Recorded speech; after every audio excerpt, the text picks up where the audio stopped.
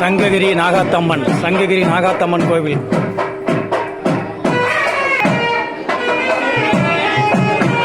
சங்ககிரி நாகாத்தம்மன் கோவில் 9 நவகிரகம் வைத்து பூஜை செய்து கொண்டிருக்கிறார்கள். பக்தர்கள் அனைவரும் கலந்து கொள்ளுங்கள்.